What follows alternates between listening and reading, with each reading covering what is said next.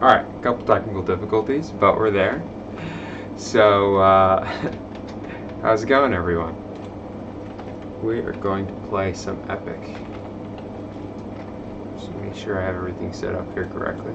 Alright. Alright. Okay. Let's see what we got. Alright, so there was just a recent update which changes the way that that the interface looks a little bit. So I'll probably talk about that and then just play some Arena. Maybe play a game or two of Constructed if people are on, but in the meantime, we're just going to join the queue. Yeah, so the main difference is now when you open up the when you look at a card info, you can see a lot more. Alright, so in this pack, I think the safest picks are Wave Transformation and Spike Trap. The reason is Spike Trap is a free recycle card, so you're sometimes going to be able to take out something that is a threat, like an Angel of Death or a Succubus, which has 5 health. You can also sometimes hit really high value targets like Thought Plucker, Knight of Shadows, and Crystal Golem. So this is probably the better card to have in your hand most of the time. It is situational. Sometimes I have games where I just can't use it. There's no time where it does anything, but worst case scenario, it's 0 cost recycle. I think I like Spike Trap over Wave, even though Wave's more of a comfort pick. Hi Cash. Basically, Wave Transformation in your hand means that you're safe against pretty much anything, but usually you don't want to spend your gold waving unless you're getting a lot of multiple champions with it. Alright, so here I think it's a pretty clear Wolf's Bite. I'll probably pick up this Fireball. I think I don't really have loyalty to go into Medusa this early, and Master Zoe is a fine card, but not stellar. It's very weak to bounce, and usually it forces you to spend your gold first. Alright, this is one of the first more interesting packs here. Yeah, the recall bug is pretty annoying, but patch will be rolling out. Hopefully we won't run into it. Now the real question is Fumble or Race here. I think Ceasefire is also a reasonable pick. I'm probably going to pick up the Fumble. Again, I think Fumble is just ridiculously good. I mean, you can draw 2 with it, or you can get...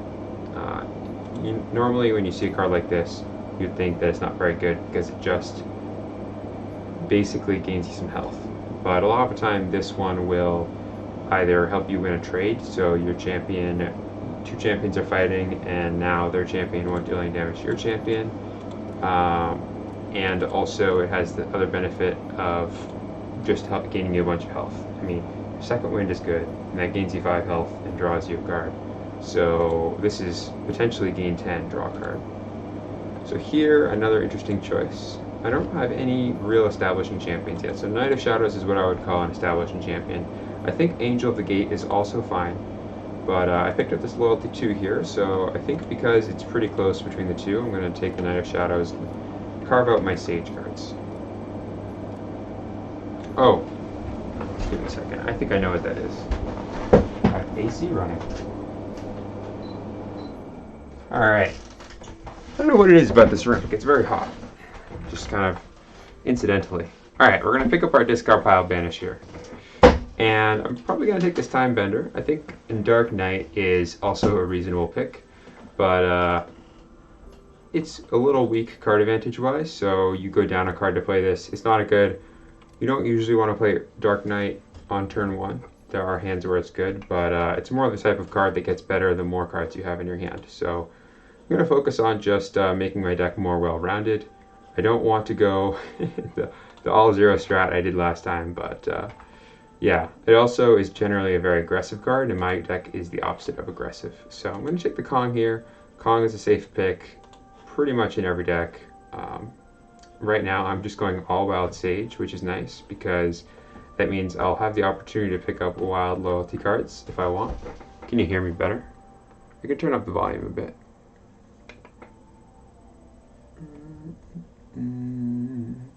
All right.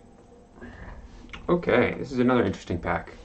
I think I really want that Veldin. It's probably going to be Veldin Watchful Gargoyle from me. Guilt Demon's also a really great card, but I have some discard pile banishment. I'm not super worried about it. I'd rather pick up this high value Sage Loyalty X card in my deck. I think we're gonna get a big blowout with it this game. If I draw it, I have a bad luck with drawing cards I like. All right, from here, I mean, Blue Dragon is a good card in Sage Heavy deck, which we have, so that's a reasonable pick. Also, Priestess Evangeline's fine. I don't really have anything to synergize with it, so it's just a recycle. I think I'm actually going to take Blue Dragon here. I think Priestess is also a reasonable pick. But I want to have a couple more ways to deal with small things. So right now I have Wolfspite, Fireball, and that'll be my third. Just ways to get rid of things like Thoughtblocker. Alright, so from this pack, Corpse Taker is actually pretty good in Sage decks because you usually end up picking up some bounce effects. And if you can bounce the Corpse Taker, you can keep reusing it. I think this is one of the strongest tribute effects on a free champion. So it's basically drawing you a card, except that there's a lot of combos or synergies that you can use with it. So for that reason, it just goes really well with any type of bounce effect. Alright, and I'm also going to pick up the Demonic Rising here because I want more draw twos. And the other two cards weren't super exciting. That second effect might be useful. Maybe if we pick up something like a War Machine or a Time Bender, then we can get some good value out of it. I'm going to do the same thing here and pick up Rain of Fire. It's just a nice draw too, and it's a good way to deal with small champions. Alright, from this pack, this one, I would actually say almost all of these cards are equal in my preference. I think Demon Breach is probably the card I least want out of this pack. I'm probably just going to take both of these. I prefer Rampaging Worm over Saren because basically you want to play both of those cards when your opponent's gold is down anyway, so I'd rather get in for 14. And some decks just have a hard time dealing 14 damage, it just stays out. So yeah, we're going to take the Zombie Apocalypse here. This is an easy pick for me because I don't have any real board wipes. I don't really have any way to clear the board. I do want at least one. Demonic Rising doesn't really count because it's a bit awkward. Draw a card that you want now. Exactly, yeah. Well, for me, I usually take an index that either have really high value champions or I can make a lot of use out of that bounce. I think we are going to go wild. Kind of incidentally have enough wild for it. I haven't picked up any wild loyalty cards yet, but 1, 2, 3, 4, 5, 6 out of 15, 16, 17, 18. So this would be 10 out of 20. So that's half the cards are wild. You're definitely going to have enough, if I count it correctly. 1, 2, 3, 4, 5, 6, 7, 8. No, 8 out of 20. About half. We'll pretend like it's half. Alright, I'm actually going to pick up this Time Walker here. I think this is a really good deck for Time Walker. I really like Sage heavy decks with Corpse Taker, some zero cost cards with enter the battlefield effects like Watchful Gargoyle, and also just cards like Zombie Apocalypse and Demonic Rising both synergize really well. So we're going to go ahead and just pick up that Time Walker. Now what I really want is actually an Avenging Angel because it's a Punisher that will stabilize my health total. So I really want, we already saw the other airborne health gain champions, all of them I think. So at this point it's just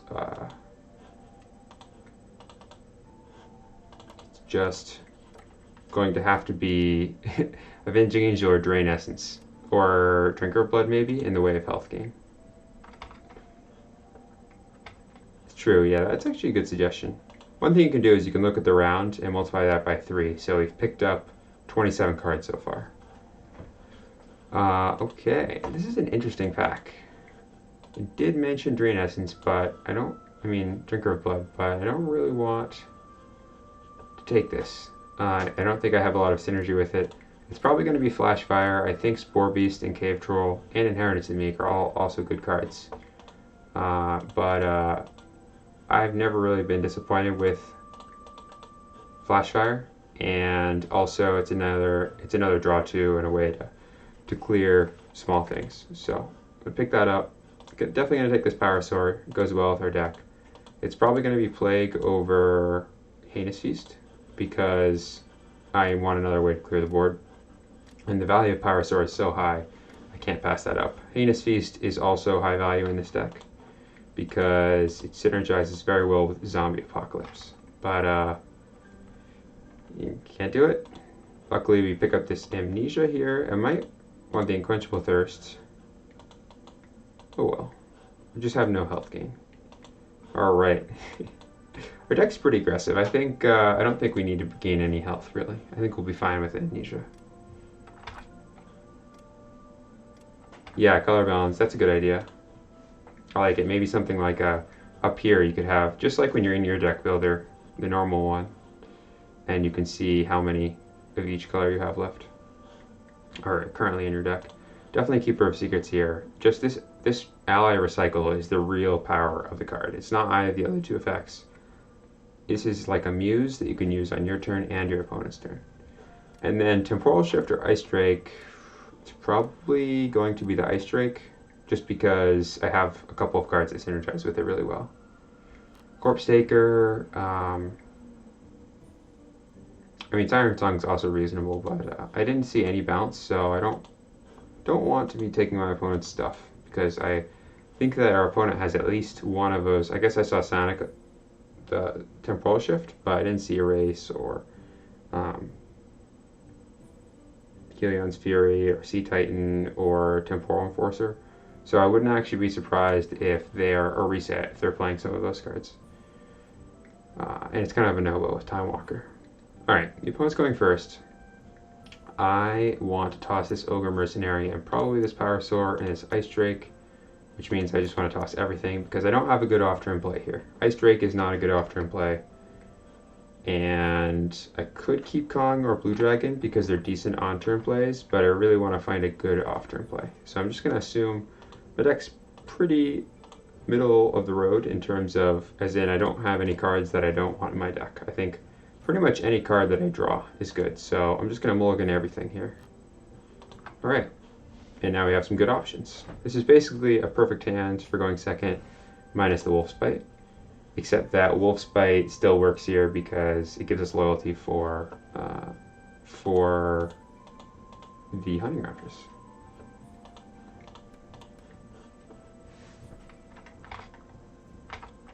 Alright, got the nice updated screen here. So again, when you're mulliganing, don't worry about your health total. I mean, it can be relevant if you know what your opponent's plan is, but 99% of the time, it's going to be more relevant to just prevent yourself from taking the damage. Alright. What's interesting here is I could actually Hunting Raptor, shoot Standard Bearer, then Flash Fire to clear. But I think what I'm going to do is just shoot them. I might do that on my turn, depending on what I draw here. So let's deal 4 damage to them. This play's a little weak to Lightning Strike, but I don't think they're going to Lightning Strike me.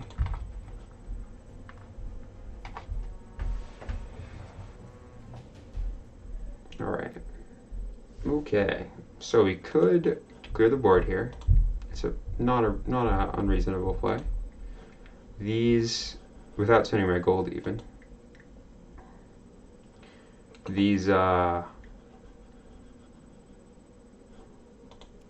human tokens aren't really very valuable without Standard Bearer in play. So it's not a big deal if they stick around. If I just took this Standard Bearer out, but I don't have a good way to do that, and it's a little awkward to just clear everything. So I think what I'll do is I'll just Flash Fire plus kill off the Standard Bearer, and then I'll pass. So I'm not going to spend my gold. This play is weak to Pyromancer. That's pretty much it, just Pyromancer. I mean, Consume would be fine, but even that, I mean, we would just draw 2 and they'd have a 5/7.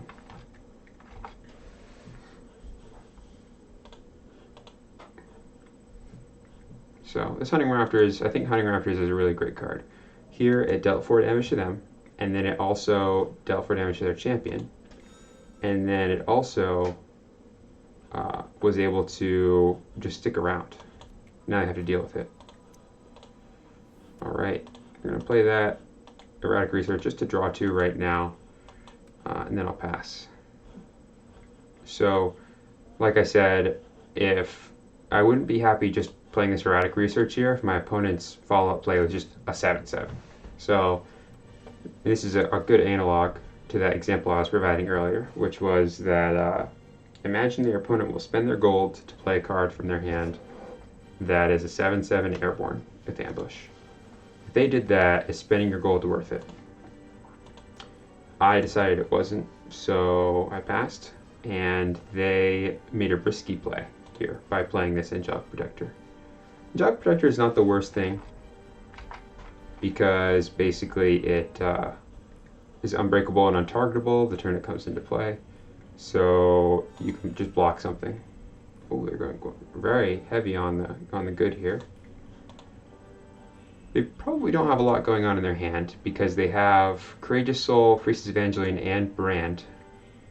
So that means if this card costs a gold, that's good for them, but otherwise they're not in a good spot. They can't recycle with Priestess Evangeline. Courageous Soul here just it's not a gold cost card. Not really sure what just happened. Well,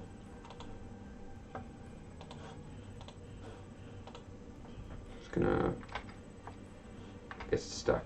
All right, I am going to just close it and reopen.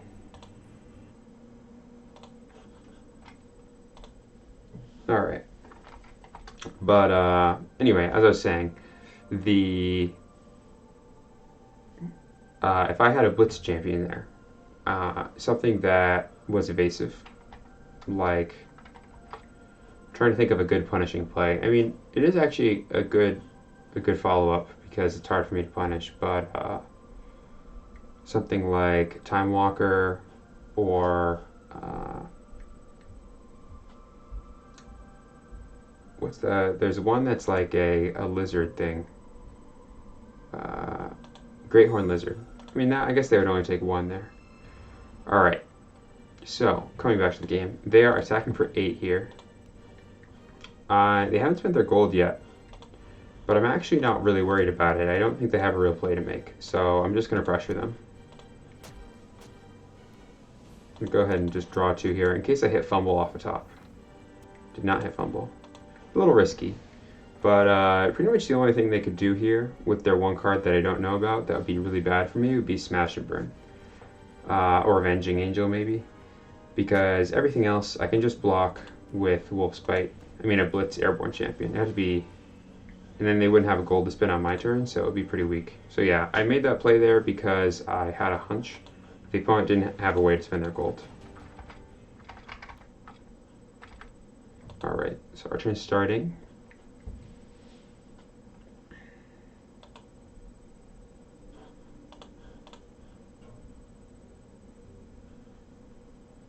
Probably just going to transform that into a wolf token and then pass. Yeah, it seems like a good time to do that. And what's really nice about this play is that it doesn't put a card in their discard pile, and they're probably struggling for cards if they have that Priestess and Angeline they're trying to recycle with. And then I'm just going to pass here. I mean, I could use this now, right away, to deal 4 damage to them, but basically there's not a lot that they could do. I mean, if they clear the board with something that clears the board, then they only have their 2 0-cost cards in hand left. So I'm not using Hunting Raptors because it's much more likely to actually punish them than it is to punish me. And the 4 damage isn't relevant. Where this game has turned into I stabilize and they take advantage of the fact that they ran out of cards in hand. And they kept Brand, Courageous Soul, and so out of Priestess Evangeline, Courageous Soul, and Brand, they kept 2 of those at least, maybe 3. So I would almost definitely mulligan all of those cards. Maybe keep Brand because it can be pretty relevant in the early game because it can block something like a demon token and gain you 5 health, or it can help you trade up. But you really need to find a way to get more cards in your hand. If you don't have a way to get more cards in your hand, then you might end up in a situation like this where you have no cards in hand and it seems like your opponent just keeps drawing cards. If that happens to you a lot, then just make sure you pick more of the draw card effects, and don't be afraid to pass without spending your gold, even when you have a play to make, as long as your opponent hasn't spent their gold either. Hi, how's it going? Spannard? I can't, I'm bad at pronouncing words, to be honest. 727. I always wonder how people get the numbers for their usernames. I'm notoriously bad at coming up with usernames and just names in general. I don't use numbers because I just would sit there thinking about which number to put in.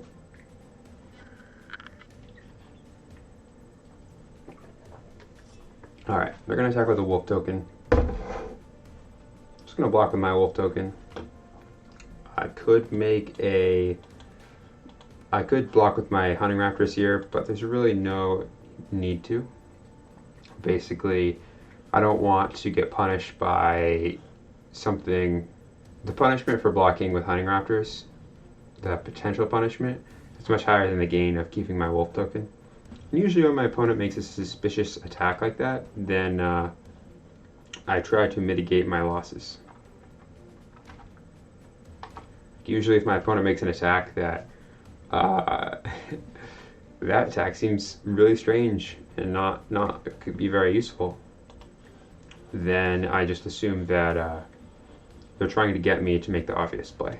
So in this case, by attacking with that wolf, I imagine they thought I would block with Hunting Raptors because they want to play something that deals 3 damage to it, or something that breaks a damaged champion. But I'm not going to fall for it.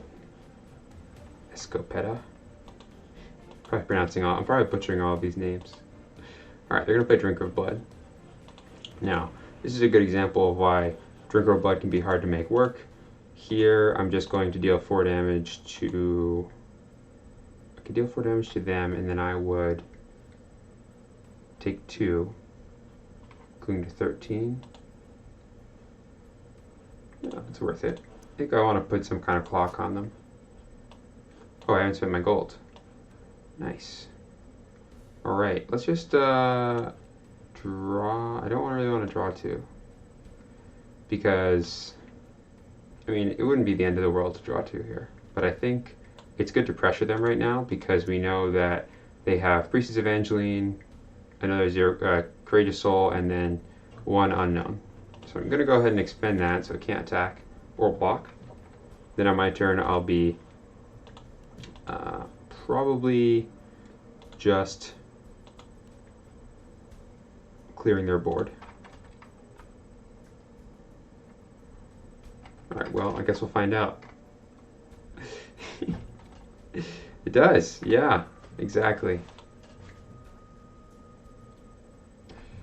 Yeah, we've started putting in decks, and basically I think some of the decks that I've been talking about pretty straightforward, and they'll be a good baseline. I mean, a lot of time, there's been a couple of times on stream where I've had a list ahead of time, but most of the time I'm just throwing something together that is definitely going to have some synergy, but it doesn't it's not like I've been tuning the deck for a very long time. Alright, so here Hunting Raptors takes out this Drinker of Blood very cleanly, but I think I'd rather banish the Drinker of Blood. So I'm going to transform that and then use Hunting Raptors to take out the Priestess Evangeline.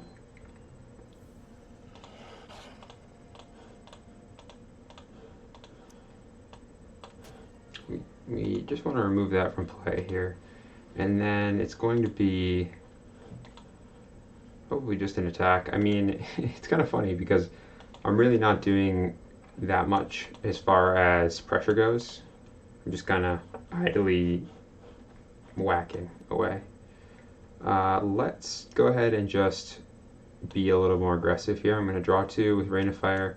Usually if my opponent is in a position where it's difficult for them to make plays, then I try to just take advantage and seize the moment, because especially in Epic, you can just randomly get domed and die. So whenever you have an advantage, you want to push it, but it kind of depends on what the angle is. So here they don't have very many cards in hand, so I'm pushing the advantage by, and they don't have very many plays to make, so I'm just trying to force them to be punished if they don't have a play.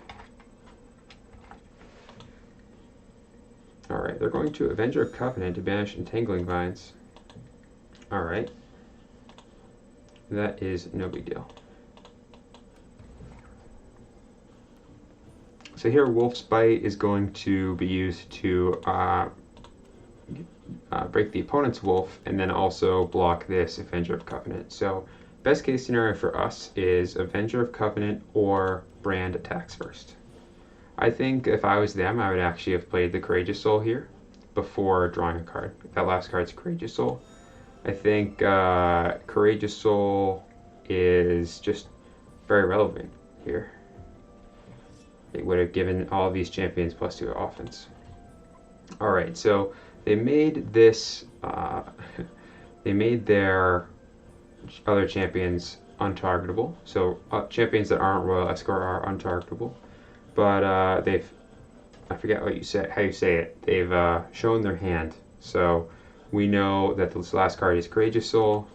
I'm just going to take advantage of that by playing this Time Bender and blocking with the Time Bender before using it.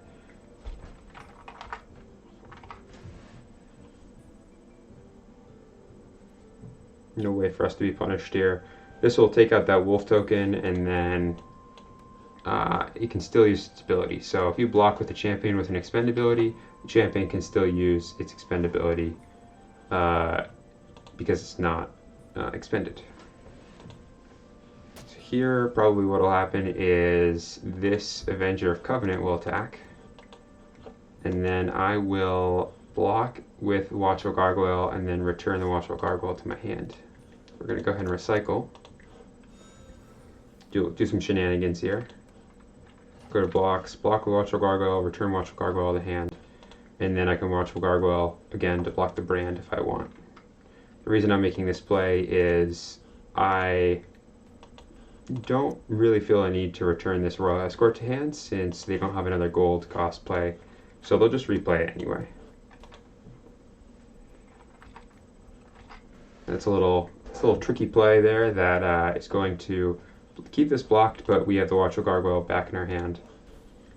Ambush and zero cost champions are always great to be in your go back to your hand because you can just always replay them when you need them.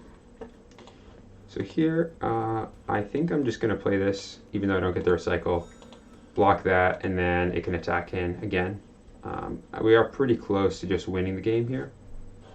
Right now, it's what we have 2 in the air, and then 4 to them would be 6, so that brings them to 11. And then we could transform that and bounce the wolf token if we really wanted to. For some reason I can't really do math very well right now. Alright, we're just going to start our turn. We're going to attack for some damage. Attack for 2 first. Again, they just have Courageous Soul in hand, so they can't really do anything.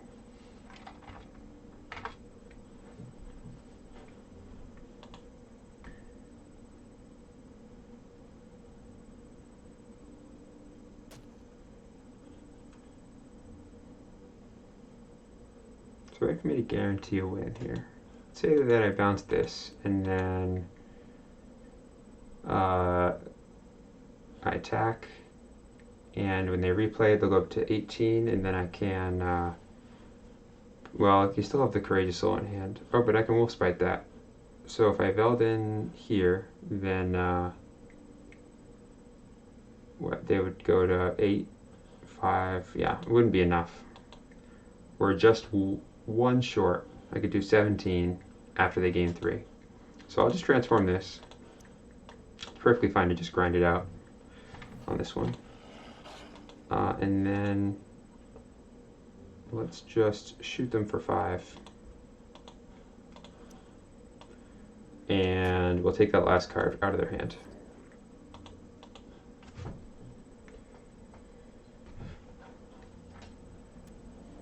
Alright, and then we're going to pass. We're not going to use this Time Bender yet. If I return the Avenger of Covenant to hand, then it'll just get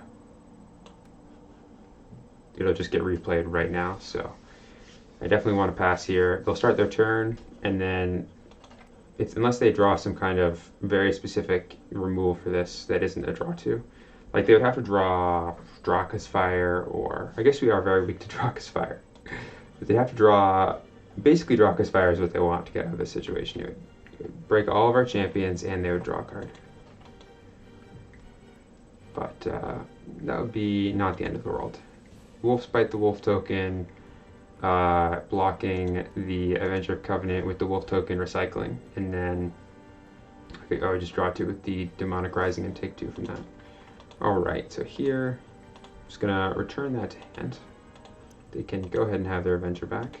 Possible we're giving them a play, but I mean, if that's their only gold to spend, then we just win.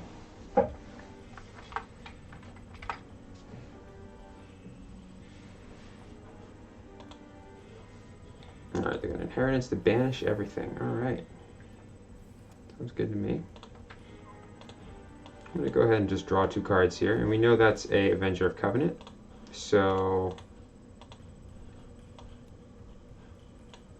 let's see, 2. Just going to get rid of that right now.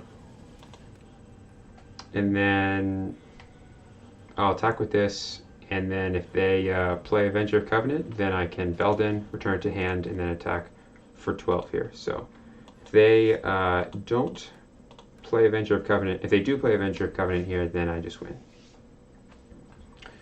Alright, so they didn't, so I'm just going to play this Go Wilds here, make sure I get in for some extra damage. That'll bring them down to 5.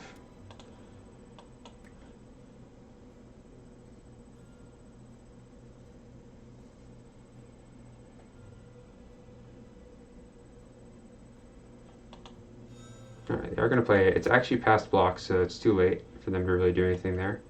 And then we just win here. So yeah, I think that game was a little unfortunate because they just, it looks like they probably kept a hand without any card draw in it and a lot of zero cost plays. So I think zero cost champions and zero cost cards get more valuable the more you play, because as you play more, you start to see these, as you pass more without spending your gold, both players without spending their gold, and you make sure that you have ways to draw cards in your hand, then zero cost cards become better, because you want zero cost cards when you're overloaded on cards, but you still have plays to make if you play those zero cost cards. You don't want to be in a situation where you're playing all your zero cost cards and then all of a sudden you are out of plays to make, or you're forced to play your 1 gold. You only have one option for what you want to play, a Drain Essence or something like that. That might be kind of awkward. And you also don't want to be in a situation where you are using your zero cost cards as draw 2s. That's the only thing you can spend your gold on. Alright, 4 wins so far. See how far we get.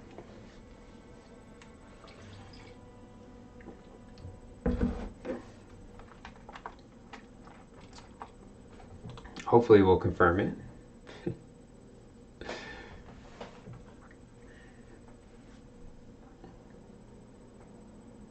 I did talk about Army of the, and actually, I was talking about an Army of the Apocalypse deck last time, so I think I'm just going to go ahead and show you what that would look like right now. So, Army of the Apocalypse, just barely started touching it. Army of the Apocalypse is a card that returns champions from both players' discard piles to play. So you get all of your champions back, and your opponent gets all of their champions back. But you don't get your tribute or loyalty effects. That's for both players. So if you're going to build around this card, you want to make sure that your opponent's discard pile doesn't have many champions in it, or the relevant ones are gone. You want to have champions that in your discard pile that do something right away. So Blitz champions, also cards that there are certain cards that just have some kind of immediate effect, like Force Mage Apprentice, which has Blitz, but Crystal Golem, for example, you can just break that and draw 2 cards. And also, we're probably going to want a high density of champions, so a lot of champions, and then multiple ways to take advantage of the fact that we're putting a lot of champions in our discard pile. We don't just want Army of the Apocalypse.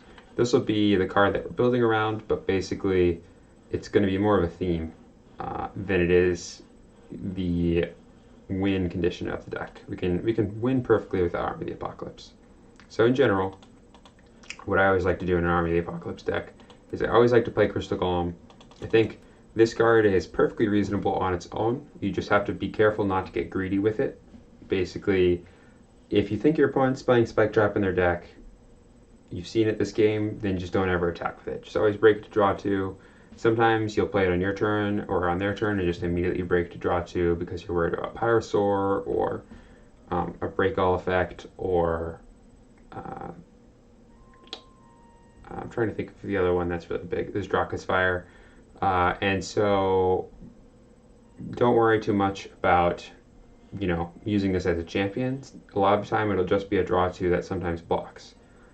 And against the slower decks, the controlling ones, oh, I'm kind of blurry. Against the slower decks, the more controlling ones like other Sage or Evil decks Sage not the perfect example, but against Evil decks, for example, you can just play this on their turn and then start beating them down with it, especially if they just cleared the board. It's a good way to just put pressure on your opponent. Alright, now some Army of the Apocalypse decks like to be really aggressive with cards like Juggernaut. Some of them like to be slower, and they focus on just taking advantage of these gigantic things that they're putting into play. So a couple of things that I'm going to add into this deck that will look a bit familiar is, in general, in an Army of the Apocalypse deck, I like to run a champion, 0-cost champion package. So that'll look something like Keeper of Secrets to keep champions out of your opponent's discard pile. And I'll run over an Evil here and also put in Guilt Demon for the same reason. These cards are great because they do have Blitz, so they synergize really well with Army of the Apocalypse, but also they banish cards out of your opponent's discard pile. So sometimes you'll play Guilt Demon, attack, and then banish 2 champions, and then you can play that Army of the Apocalypse. I also think that Force Mage Apprentice is even more valuable in this deck because it, again, activates right away, but also it is just a champion that will go into your discard pile. So we are going to play that. And then as far as other cards that really synergize with dumping a bunch of champions, the discard pile, Zombie Apocalypse is a really good one. So Zombie Apocalypse can be asymmetrical here. Basically, this card gives each player a zombie for each champion in the discard pile, and Zombie Apocalypse is great because it you play it, you break all the champions, and then maybe you broke 5 of their champions, but you have 10 in your discard pile, so you just get more zombies than them. And that's why we're going to play Zombie Apocalypse. So something like this would be what I would consider to be the most important cards to go in an Army of the Apocalypse deck. Past this, it's more up to you. Basically, I like to I try different variants and different combinations, but the most important thing is to have a bunch of champions, and then also you want cards that you're not going to feel bad about Army of the Apocalypsing back into play. So we are going to run, probably this will be a Final Task Shenanigans deck as well, because we are going to run some nice, powerful cards for final task targets. Like we'll play Misguided Heralds in this deck. I like to run it because in most decks that have enough Sage cards and just a lot of champions, which we are going to have. And then from here, I guess it kind of depends on how aggressive we want to be. Could play something like Winter Fairy and then also make this deck more about being grindier. So I think that's what I'll do. Put a Winter Fairy in, and then we're going to make this deck not super aggressive, but more just about attrition. Alright, and Warrior Golem's also nice in this deck. I'm not sure if I'll have enough Sage cards for it, but if you Army the Apocalypse it back into play and then it breaks, then you get to recycle again. So it's nice for that. Let's see, what do we have here? We have 6 zeros and 9 Sage 1 cost cards. So I need to put in at least one more, 3 copies. I'm probably going to play Lessons Learned. I think we're going to have enough events, and our events are going to be very high impact.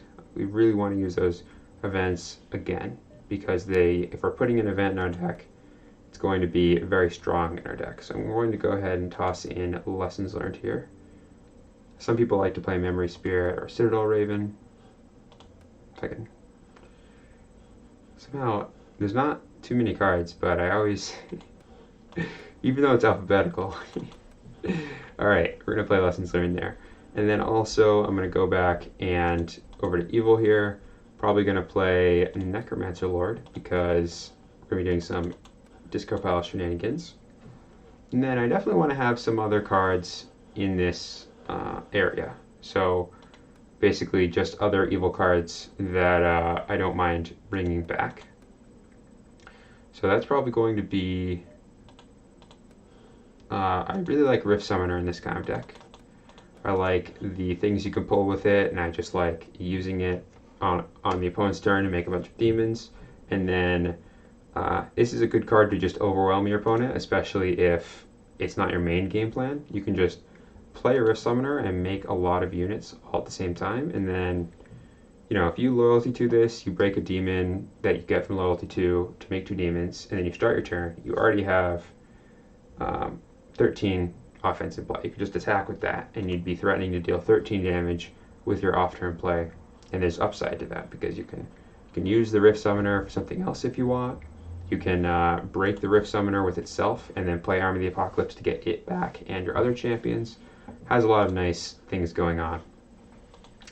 Alright, I kind of rambled for a bit there, but we're going to play Angel of Death. I like having some board wipes in these slower decks, and Angel of Death is especially nice because we have so many ways to interact with champions in our deck. And then we're also going to go ahead and run Ragnarok. Yeah, let's call it Ragnarok. I like that. That's a good name. That's a good name, Cash. Alright, what else we got? Xanos is sometimes really good in these decks just as a way to, you know, gain some health, but it's also a champion, and it just fills your board. It makes your board gigantic.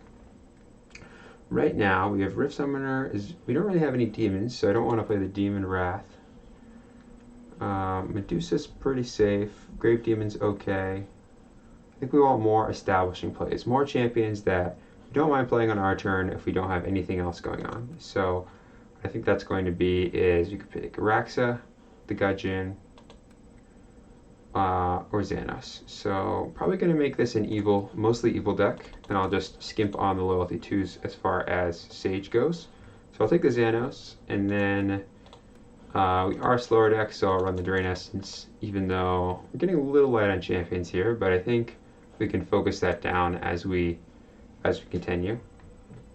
Alright, so let's clear up these zeros, and then I'll go back over to Sage and fill that out. So we'll play probably going to be, we want Mass Discard Pile Banishment. That's going to go very well with our effects that care about it, Zombie Apocalypse, Army of the Apocalypse, that kind of thing. Probably going to play Sea Titan in this deck. So in that case, I'll run some number of these Corpse Takers. Let's put in 2 for right now, and then 1 Plentiful Dead because it's going to be a grindier deck. So it's always nice to have 1 copy in case you're up against a deck that has trouble dealing with just the occasional zombie token. And then from there, it's probably going to be just some withers or consumes, some way to interact with the opponent's stuff. Probably going to play wither here. Also very nice against zombie apocalypse if for some reason they just can't deal with our zombie apocalypse. Or they deal with our zombies, but we have to deal with theirs. Alright, let's run back over to Sage here. I think I'm also going to play Sea Titan in this deck. It's nice to have those return a champion, and it's very big, so it's just a nuisance in general. And then we can also play Thought Plucker in this deck. This is a nice Thought Plucker deck. Are we at too many right now? I'm at, what, 30, 40? Yeah, I am at too many. So we're going to go ahead and probably just cut down the Thought Pluckers and one copy of Lessons Learned. Because sometimes you won't have an event in our discard pile. It won't be that good for us. Something like this is basically what I would expect a deck like this to be. Right now, our only board clear is Angel of Death, so that's a little worrisome. Or I guess we also have Zombie Apocalypse. Alright, I think we're good. We're fine. Alright, I'm going to play some number of these Amnesias here, so I'll just toss 3 in because I am not sure how many I want to run. Play one copy of Hasty Retreat. I really like it in these decks as a way to... if you just play one at some point during the game, then your opponent wants to play around it, and it works extremely well with Crystal Golem. So that's the main reason I'm running it. And then we have another... Oh, I'm running too many, aren't I? Alright, yeah, we'll just got 2 Amnesias. We'll just play one. I'll be super greedy with the amnesia count. And then we're done. Alright. I think that's correct. So yeah, I just made an evil Sage deck there. That's good, yeah, that's a good idea. Let's get at least one game in with this deck here. It is... I mean, I had a name for it. It was Undead Army, I think, but I really like your name better. Ragnarok's a real deck name. I feel like it's a real deck. Alright. Not a fake deck. Alright, I'm just going to go over and talk about a couple... Oh, alright, Rondo. Very nice. I like this name. Alright. We're going first. Possible I should have played some Gudgeons in here, but it's fine. So, I'm going first. I'm going to hold on to this Forest Mage Apprentice as a way to deal with Thought Plucker and Muse. And occasionally you'll get something else with it. But that's the main reason I'm going to keep it in my opening hand. Necromancer Lord I don't want. It is kind of awkward. And I also don't want Keeper of Secrets for the same reason. These are both cards that interact with your discard pile a lot. Don't want to have a lot of those in my hand. So I'm just going to toss both of those, and I'll keep the rest. Probably going to pass, yeah. We're just going to pass here. This is actually fine, because what's going to happen is they're probably just going to start their turn, play something, and then we can play a Rift Summoner and get the ball rolling. So this is why I really like Rift Summoner. It just provides you with so much on the board for your off-turn gold. Oh, they're just going to pass back to us. Alright, that sounds good to me. So here, there's a couple of things I could do. I could just play the Sea Titan, basically. There are very few ways to answer a Sea Titan efficiently. So I could Guilt Demon attack for 3. I'll just pass. I'll wait until they make a move. I could do something like... I mean, I like having the Sea Titan in my hand because it's my only Sage card, so I want to be able to double activate Forest Mage Apprentice if necessary. And also, it would be nice to get value out of the Guilt Demon. So I could do something like Guilt Demon attack, banish 2 of their cards, then Sea Titan it. Alright, so now they're going to go up to 8 in hand, so they're probably going to have to discard a card to maximum hand size, which means that they'll make some kind of play, whether that's just a random 0-cost card or even a 1-cost card that isn't that good of a play. Oh, they're just going to discard a maximum hand size. That's fine with me. We have a very good hand for dealing with random discard pile shenanigans, so if they want to play this game, I have Guilt Demon and Keeper of Secrets here. Alright, they are playing a control deck here with Shambling Kark.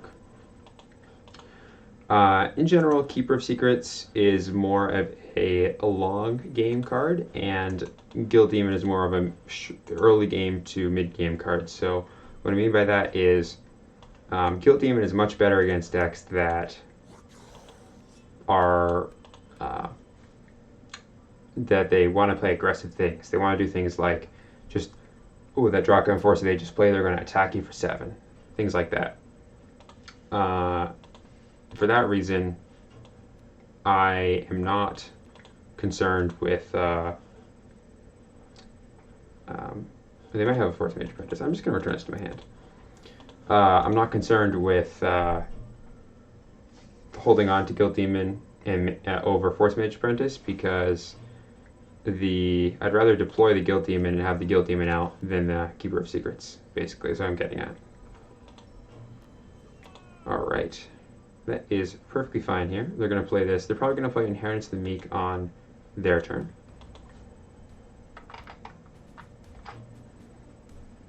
They're going to be playing a very slow game here. So Kark wins the game if you get to 60 health. And when you play it, you get 2 health for each good card in your hand. So usually that'll be 6 or 8, and you're going to need around 50 plus health in order to win with Kark. So usually you don't have to worry about these decks gaining health too much. But once they get up there, you need to be putting pressure on them. It doesn't matter how you're doing it. It doesn't need to be a lot. I could even have just passed with my Guild Demon expended. It just felt like they were... Alright, we're going to go ahead and block with the Sea Titan.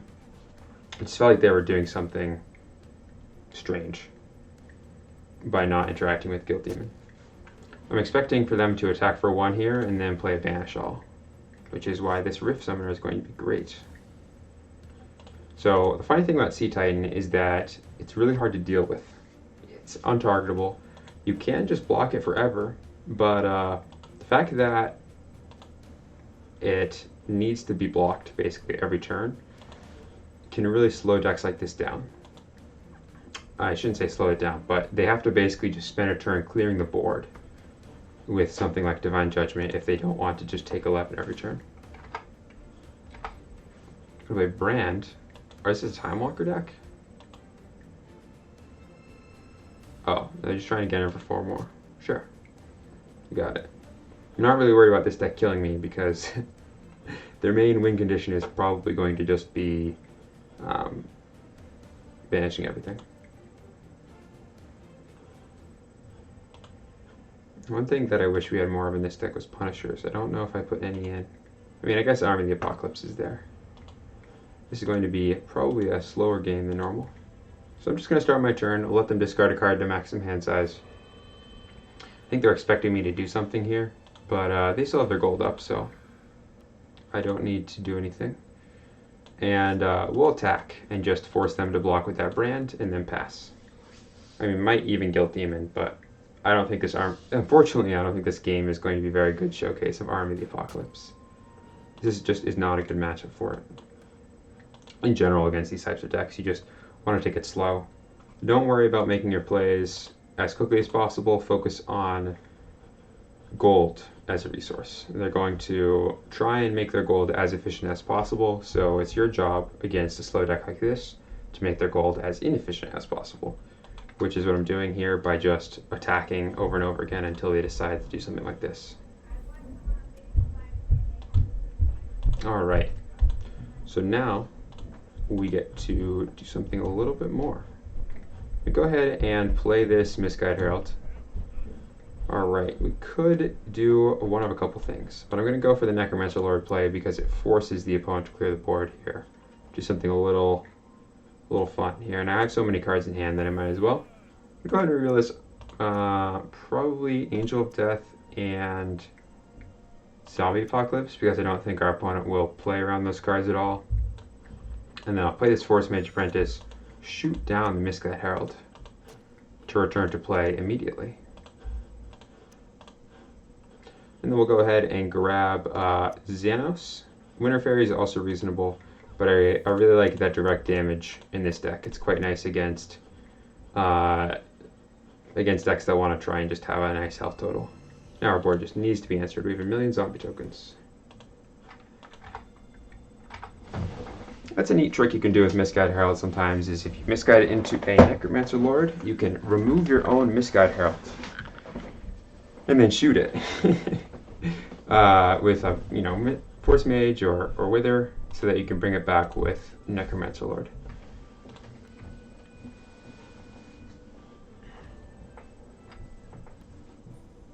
And they can't clear a board with Inheritance of the Meek or Lessons Learned because we have a lot of zombie tokens. I did reveal pretty much my entire hand, so I do know what's going on here. They probably know that we have one card that's not evil. That's fine. I'm trying to just... I was given a situation where I can apply a lot of pressure, so I'm just going to do that.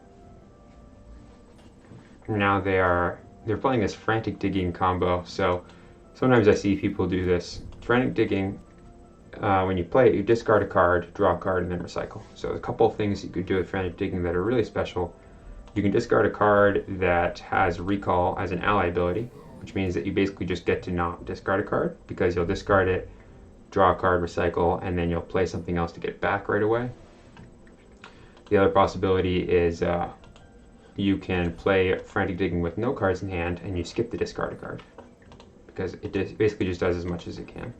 So I'm going to play the Rift Summoner here. Now, they do know our hand, so I'm not going to worry too much about what I show. And the reason I'm doing this Rift Summoner is, now that our board has been cleared, we just want to pile back on and just continue with the aggressive pushing here.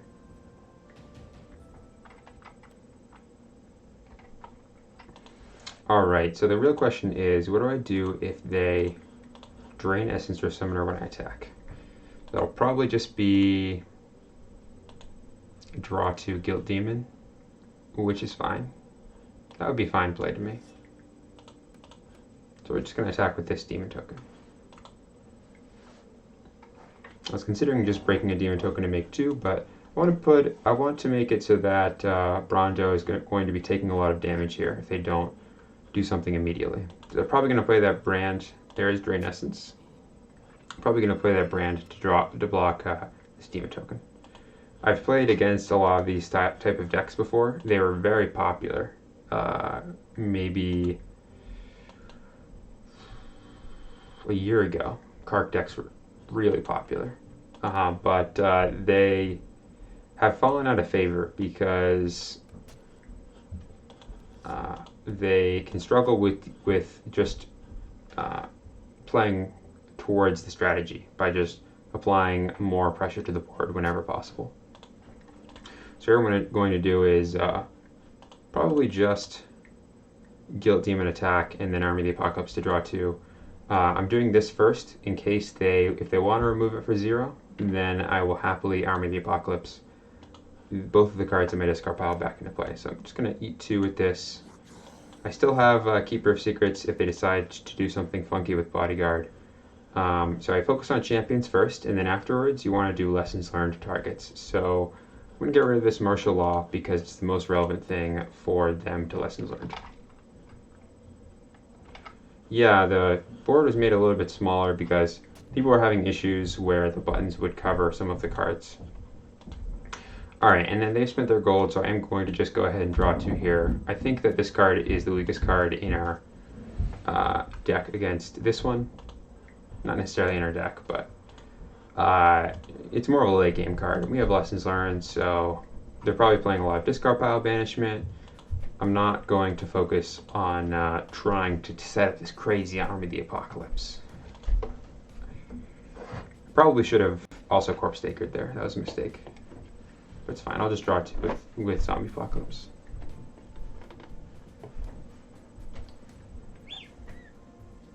They are almost definitely going to just play Divine Judgment or something.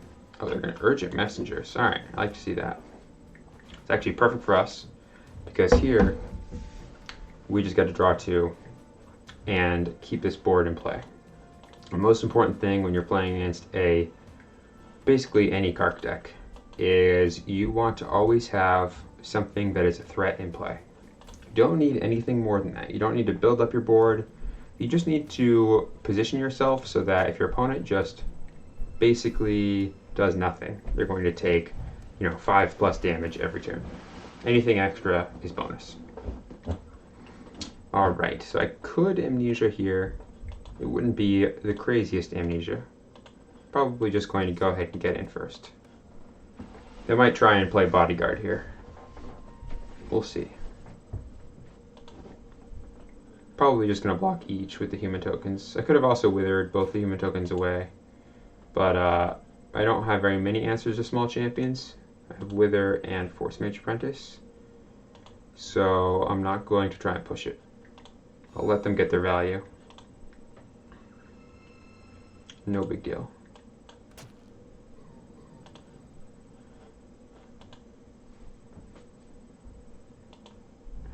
They showed human bodyguard inner piece. All right.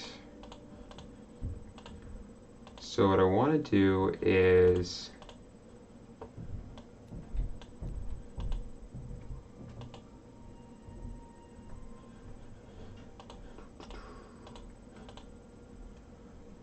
could draw a lot if I went Keeper of Secrets, Winter Fairy, then I would draw 2. But I almost just want to attack, let them block with Brand, and then Force Mage Apprentice to finish that off. And then pass, or maybe Guild Demon attack. Probably just pass. Discard one of my Angels of Death, they're not very useful. Make sure I also Corpse Taker back.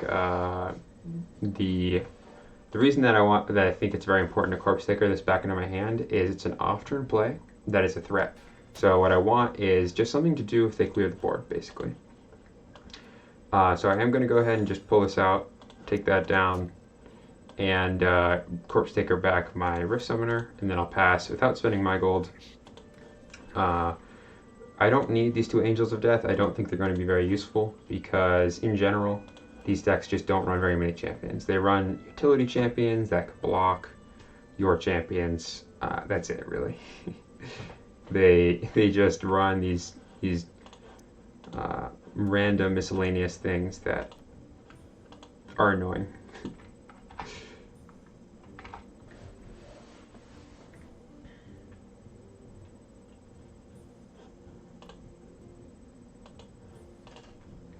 All right. This could potentially be a very long game. I should be paying more attention to the clock. This may go to time. We'll see.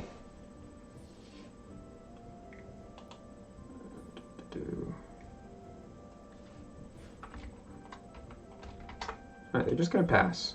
So I'm just gonna start my turn. Sounds good to me. Alright, we're gonna go ahead and shoot that human token and use Corpse Taker to banish. A lot of the time with Corpse Taker, you just want to use it to banish things. Sometimes you'll leave it as a chump blocker, but the 1 damage you get in is not relevant, and the banish can be. So here, if we play an Army of the Apocalypse or a Zombie Apocalypse some point later in the game, now they don't have any champions in their discard pile. Alright, they're going to go ahead and Lessons Learned Inheritance the Meek, which won't actually get rid of my Demon token. I'll just get rid of the other 2, so that's a very weak Inheritance the Meek here. I'll go ahead and I'm perfectly fine with getting there for 4 here. Fortunately, like I said earlier, our deck doesn't have super strong punishes. It's just going to be a little sad that I can't do anything crazy here. But I will go ahead and toss out just a really big Xanos. Probably then discard Angel of Death to maximum, or maybe even Winter Fairy. And let's see. Probably just going to go ahead and discard Angel of Death. It's going to be the play here.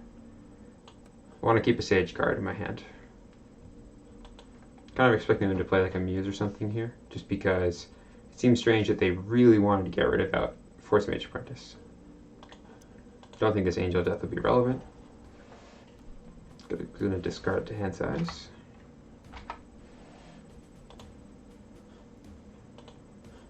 Xanos is very good in this matchup because they need to clear the board after you play Xanos, but also they take a bunch of health loss. And don't let these decks try and trick you into thinking that they're going to pressure your health total. They are not pressing your health total. They're going to deal 10 damage to you over the course of the game, and then eventually you'll get them. They just won't be able to attack anymore because you'll keep attacking them with things.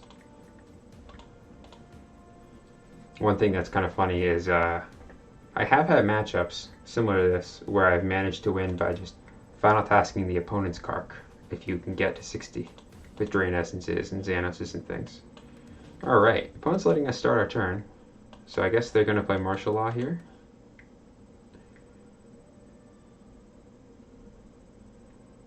Or Wave Transformation, maybe? I don't know what else it would be.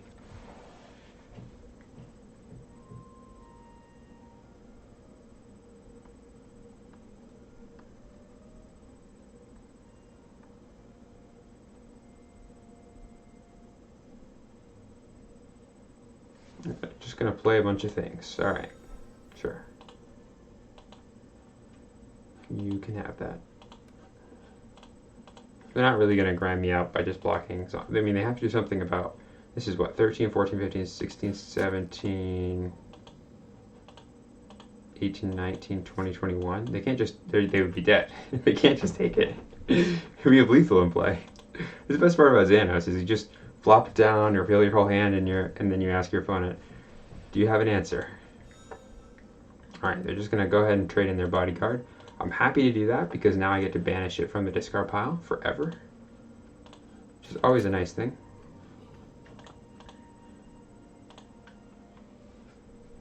I'm just going to go ahead and use my Amnesia here. It's a good time to use Amnesia. We have the single target banishment is also available in Keeper of Secrets and Guild Demon. So I'm just going to go ahead and do that. Recycle my 2 events because I might Arm of the Apocalypse these back into play. This way they can't just get back that bodyguard by playing their inner piece, which is probably what they're going to play right here. Just feels like they're just trying not to die this turn.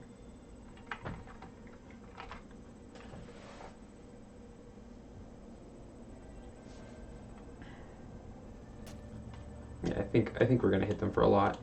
They might just Drain Essence our Xanos. Should be fine. Just gonna go ahead and attack separately since they're starting to take damage.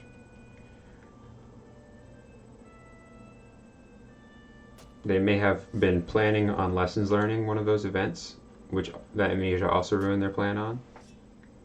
Like maybe they have a Lessons Learned in hand and they were planning to Lessons Learned Drain Essence. Alright, they're just going to Angel of Light to gain some health here.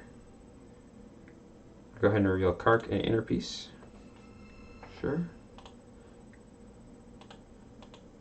Let's see how I want to do this.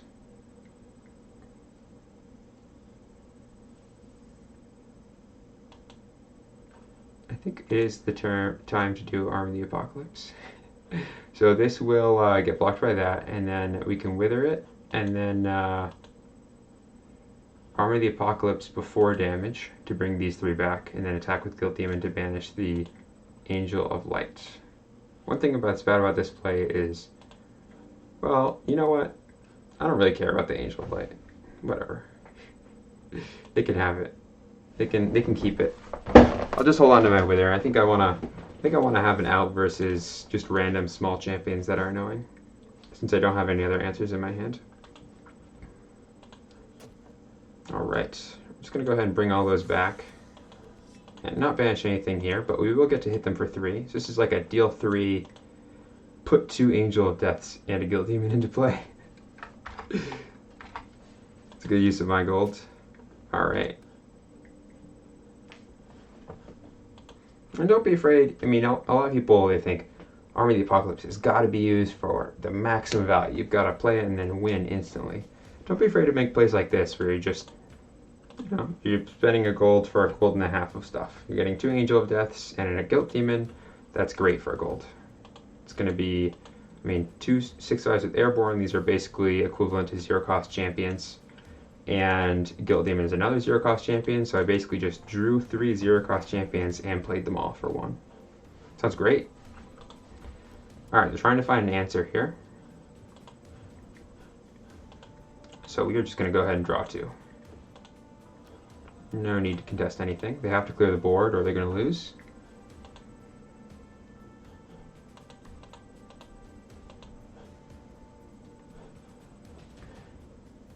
I'm going to go ahead and attack with Guild Demon first. Even though it will let them draw a card, I would prefer that to just have that banish than not.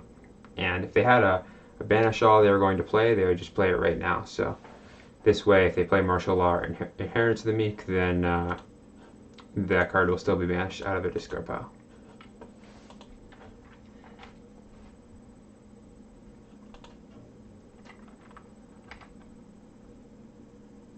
Yeah, it's definitely happened. All right, there's the Inheritance of the Meek. That's exactly what I'm talking about. We get to keep our zombie tokens. Very relevant here because we're going to hit for 6. That'll bring our opponent down to 7, potentially. And then probably won't have the win here. It'll just be, oh yeah, we're gonna try and hold on for some bit longer. That's what I'm talking about. Oh man, this is what I am talking about. All right, so we're just gonna go ahead and, I mean, do I have any other real punishers in my deck? Let's look. Don't think I do.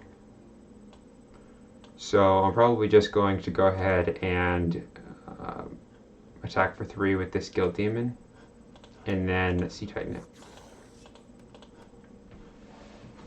I frequently like to use my Sea Titans this way, just as a huge untargetable champion that lets you get this extra tribute. Instead of it returning a champion to hand, you're really using it for the use of this 0-cost champion. So then I'll end my turn, and I'm going to discard 2 to hand size.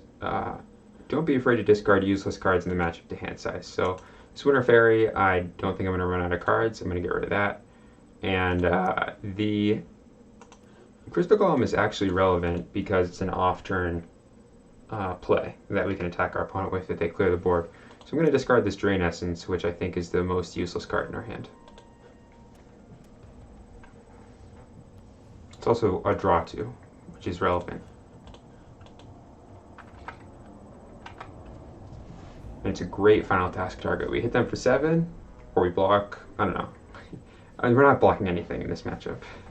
I think we've got this game. We just have to kind of, you know, finish it off here. So yeah, I'll go ahead and, what do they show? Just gonna go ahead and Rift Summoner here. Not show the Necromancer Lord.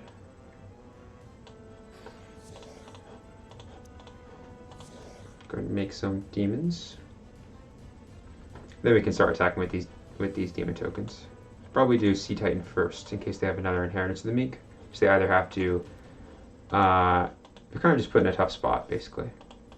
They can either take 11. I mean, they can't. They can block with this, in which case Marcus dies, and then I keep the Sea Titan. They can, if they have Inheritance of the Meek, they have to just play it right now. Great, so now we can start getting with these demon tokens.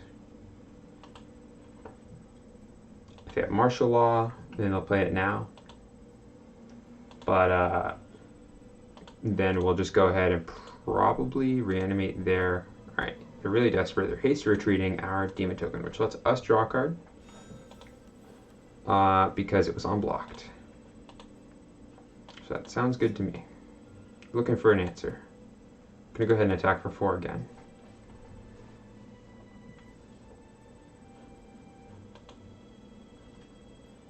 Really, just this whole matchup is just about, it's a little bit like playing chicken. You really, you have to not be greedy. You just have to be patient. And they're going to draw some cards. They're going to play some 0-cost cards, but those 0-cost cards aren't really going to do anything. This Watchful Gargoyle did recycle, but it blocked, but it didn't actually stop the. I mean, the demon token's still there. And I am going to attack with this Rift Summoner because the 5 damage is way more relevant than using the ability. They're going to go ahead and play Angel of Light here. Gain 10.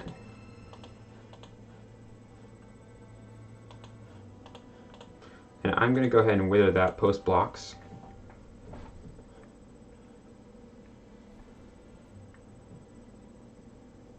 Hope they're not blocking it. Alright.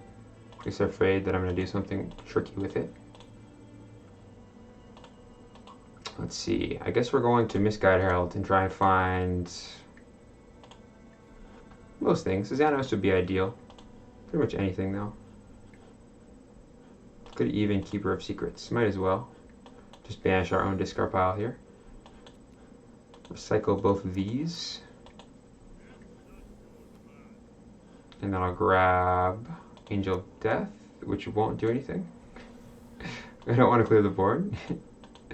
And then we'll just go ahead and immediately banish the opponent's Watchful Gargoyle. So that turns off Recycle. Not the craziest follow-up, but as you can see, we're at 7, they're at 5. They're actively doing things like playing their free cards just to stop. I mean, they played a 0 cost that removed my demon token, made me draw a card so that they could recycle. And these control type of decks definitely also suffer when you just keep their discard pile at no cards in hand. So I'm going to play Crystal Golem here, and then just break it to draw 2 on my turn. I'm not going to do anything special with it. Yeah, I'm going to go ahead and do that. I'm somewhat expecting a zombie apocalypse when I attack, so this way I can set up a really powerful Army of the Apocalypse on my turn. So the only downside to not breaking this immediately is it's weak to Flash Fire. That's it. So we're good. We're going to start our turn. Just immediately going to draw 2, just in case to have an off-turn clear here. And then I'll banish the Ancient Chant. Again, I'm just hedging my bets. I think they're going to clear here. And then I'll attack with the Angel of Death first.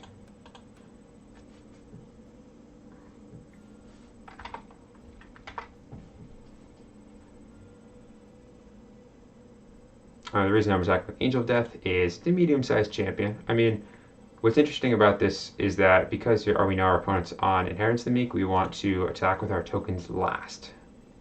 We don't want to have our tokens banished.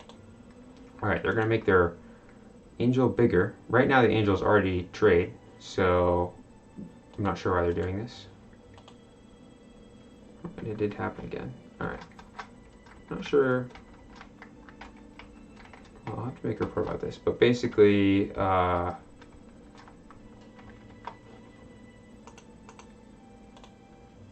your goal here is just to make them start to use their cards not the way they want. You know, things like Drain Essence. Sometimes people get annoyed at Drain Essence, but it's really not the end-all be-all. You play Drain Essence, you remove their powerful thing, but then what happens is now you're going to just take a bunch of damage. Alright, they're going to return everything to its owner's hand. Sweet. And we draw a card. It's our turn still. What do they show to that brand there? They showed Inner Peace Kark. Alright. Trying to do some shenanigans is what's happening. What have we got in our hand here? Yeah, let me see if I can just... Summoner, Misguide, Keeper of Secrets, Angel of Death, Crystal Golem. Alright, have a lot of cards in hand. Probably going to manage my discard pile here. So I'm just going to go ahead and, you know, be a little bit more aggressive than I normally would. I think it's going to be Misguide to try and find Xanos. I think that's our strongest play here. Don't really feel like it's necessary to Necromancer Lord. Yeah. Here we go, perfect. Got a lot of cards in hand to show. 1, 2, 3, 4, 5, 6, 7, 8, 9, 10. So we'll just do a quick loyalty 10. This is the downside to bouncing your opponent's hand on their turn with their gold up. Alright. And that worked out pretty well, I'd say. And then what's really awkward here is I don't actually want to lose all of my cards, but I can't just keep all my zeros, because then I won't have any real plays. So I'll hold on to one of the Guilt Demons and one of the Keeper of Secrets. I'm just going to banish this reset right away. Just turn off the opponent's recycle. And then I'll probably just discard 5 to hand size. It's going to be Sea Titan, Angel of Death. That's 2. I mean, any of the other ones I can just play. I don't really want to discard Army of the Apocalypse because it might be insane if they just don't interact. So let's see. It's going to be Crystal Golem. I'm going to hold on to Crystal Golem. That's 1. Hold on to Keeper of Secrets. That's 2. Hold on to River Summoners. 3. I don't need Sea Titan. Don't need Heinous Feast. I do want Wither.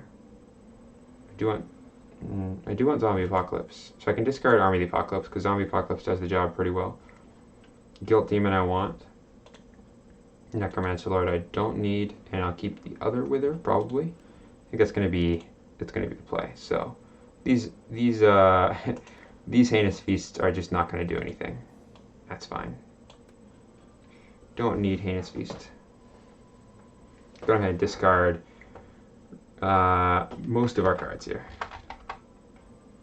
Did they reveal so? I did, yeah. Not sure what that problem is. Alright, toss Necromancer Lord, Army of the Apocalypse, Heinous Feast, Sea Titan, Angel of Death.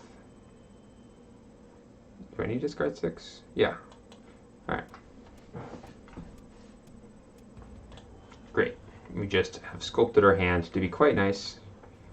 Here, even if they were to clear our board, Zombie Apocalypse can make us 4 zombies. So I'm not really worried about Army of the Apocalypse. If they, I'm quite sure they're just going to banish our discard pile right here.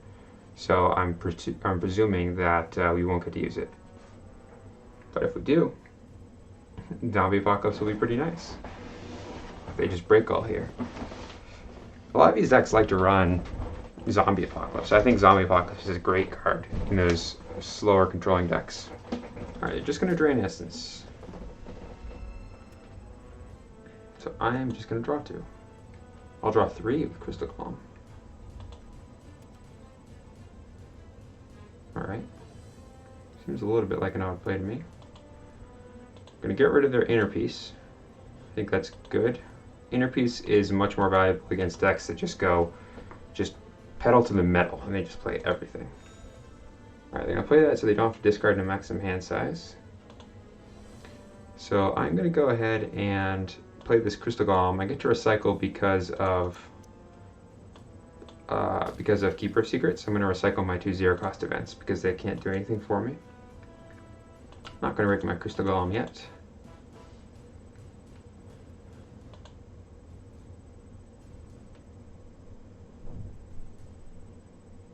But I am going to break it on my turn. I have so many things to play. So I'm just going to draw 2 right away. Definitely the right play here. I'm just going to go ahead and banish this Frantic Digging. And then I'll start with my Airborne attack in case they really want to inherit into the Meek Air. It'll be awkward for them. I mean, I don't think they want inheritance here. We would have a million zombies.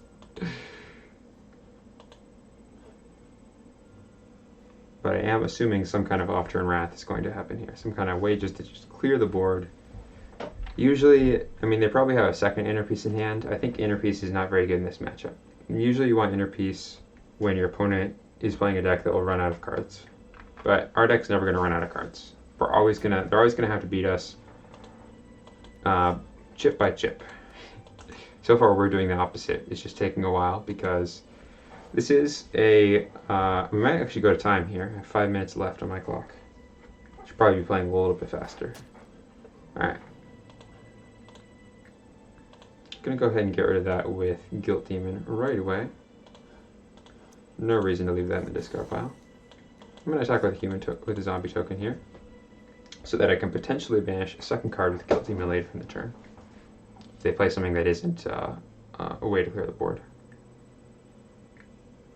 But again, Bodyguard is going to be a relevant card in this matchup, so getting it out of the way is good, and I have so many cards in hand that losing the 1 Guilt Demon, I have another one, I have another Keeper of Secrets, so we're not going to run out of discard pile banishment. Alright, they're going to go ahead and gain 5 and block this attack. No problem. Next zombie.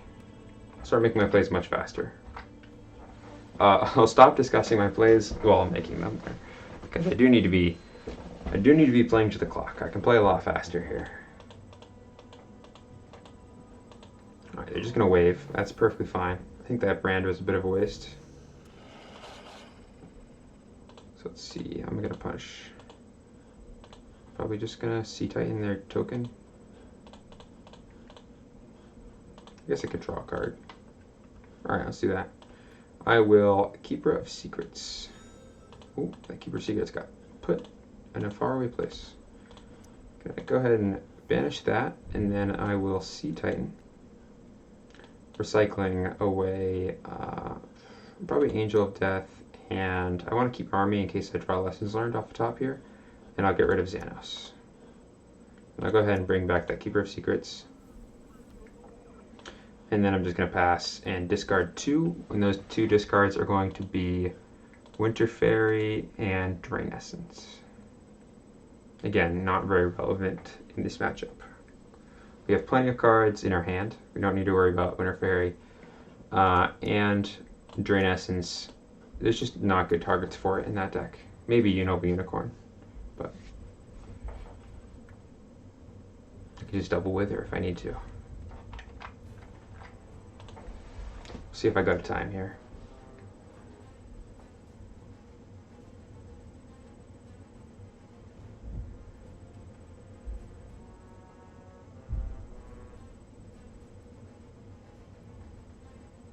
So let's see if they pass. I'm just starting my turn and then and then attacking with the wolf tokens one at a time. If they don't pass, then let's see, play. All right, they're just gonna play Inner Peace, so I'm just gonna play Crystal Golem.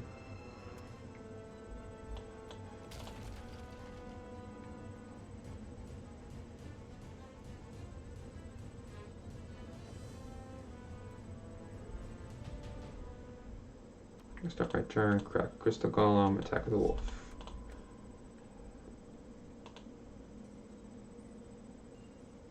I probably should have banished that Inner Peace. Oh well. Not a big deal. They want to just spend their gold right away. It's not a big deal. I mean, we have so much in play. I'm just gonna let them do something about it.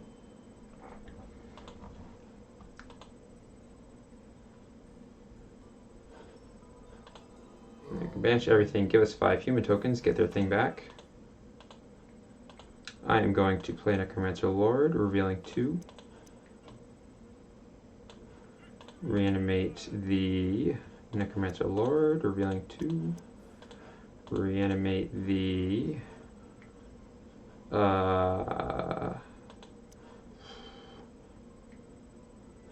Winter Fairy, I guess. Alright, I'm gonna Guilt Demon away, Martial Law. Then reanimate C-Titan to return Guilt Demon to hand. Should have played Guilt Demon and attacked with it first. I'm gonna pass, and I'm gonna discard one of these Zombie Apocalypses. I'm actually gonna try and play this Thought Plucker here, if possible.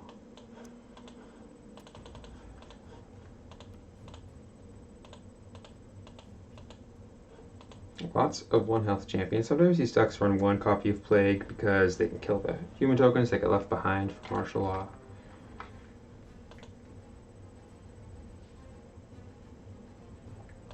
I'm just going to Kark, reveal 5 probably, or they're going to reveal 3. It's fine, we're going to go ahead and Thought Plucker here. It's a good time to Thought Plucker.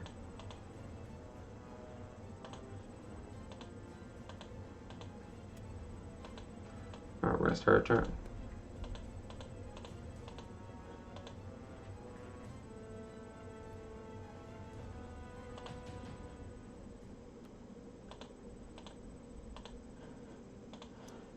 Let's just start by drawing some cards here.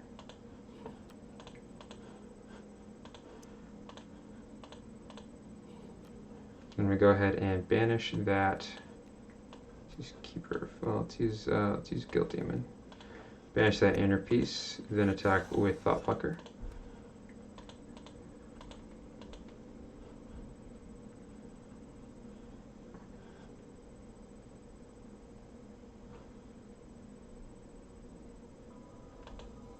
We get a bunch of wolves here. Sure thing. And so we're going to play this Misguided Herald.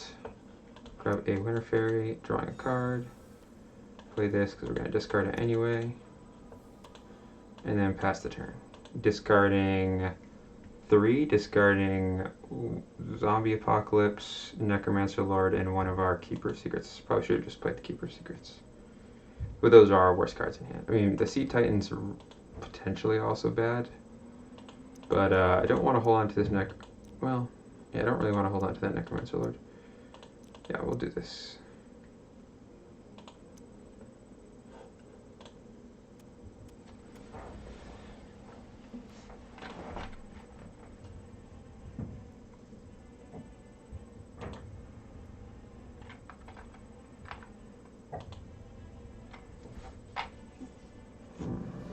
Yeah, Rift Summoner if they pass. Oh, you know, I actually made a pretty significant mistake. If they just play nothing, or if they draw 2 or gain health or something, I don't actually have a play. So I should not have discarded Zombie Apocalypse. That was a mistake. I should have discarded probably Sea Titan instead. Although, it would also have been fine to just play Force Mage Apprentice or something and get rid of that. On the bright side, though, I have very good follow-up if they decide to just Divine Judgment here or something.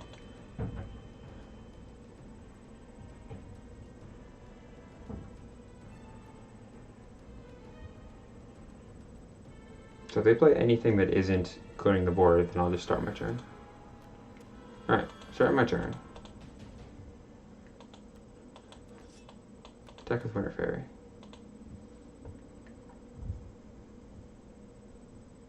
It's going to be Misguide, then the Wolf tokens. Reset here, bouncing a lot of things. That is fine.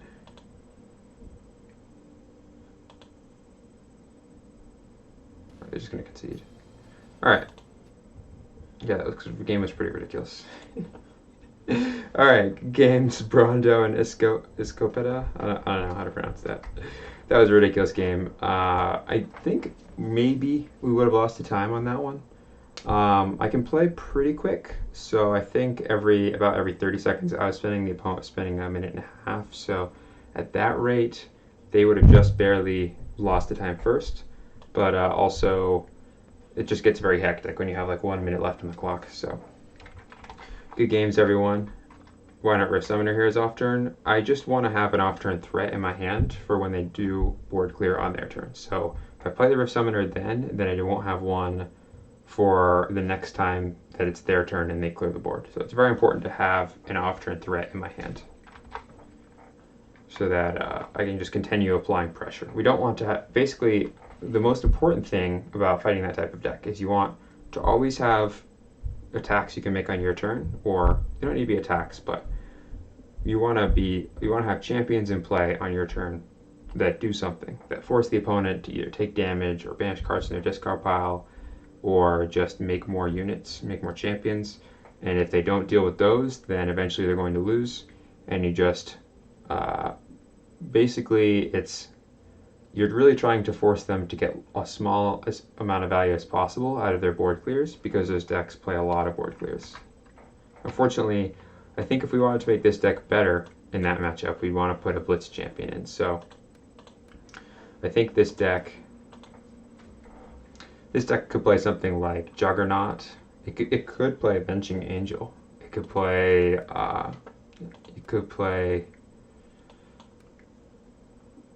you want a Blitz Punisher. Like something like Citadel Raven doesn't count, because if your opponent spends their gold first, sure, you get this down and it does something good and your opponent has to deal with it, but the 3 damage isn't very relevant against most control decks. Will be happy that you played that card against them. Yeah, probably something like Juggernaut. Maybe this deck could be tuned a bit. You could put Juggernaut or maybe Veldin in would also be a good option, since it has a good mode on your turn. I mean, Steel Golem would be fine. It wouldn't be crazy against against decks that just have random junk that they can put in the way. And generally, I like to put Steel Golems in decks that try to close out the game really quickly. And our deck doesn't force the opponent to react as aggressively. So don't know about Steel Golem. It also doesn't do anything really special with Army of the Apocalypse, whereas Veldin can at least just immediately attack for 10. So I think if I was going to make changes to this deck, I might do something like,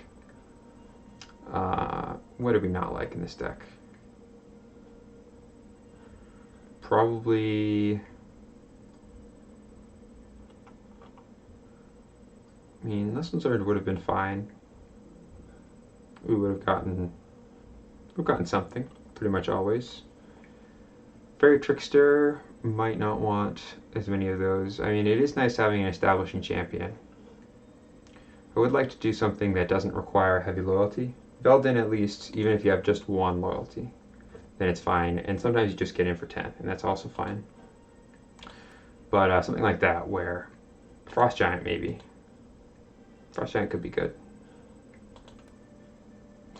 even Jin of Asans. This card's underrated. It just attacks for 8 evasively, and you can use it to draw a card. Let's just do that. We'll try that out next time. I'm gonna cut these Winter Fairies and toss in Jin of Sand. It's gonna be a little bit of an odd pick. We'll see if it works out. But I want something that I don't mind playing on my own turn. And just playing Jin of Sands, using it to draw a card, it's fine. Not crazy, but reasonable. Anyway, yeah, Avenging Angel. Avenging Angel would be good. So I'm just going to be calling it here, and I will be back on Friday. But in the meantime, good luck with your games, and happy Epic games. All right, goodbye.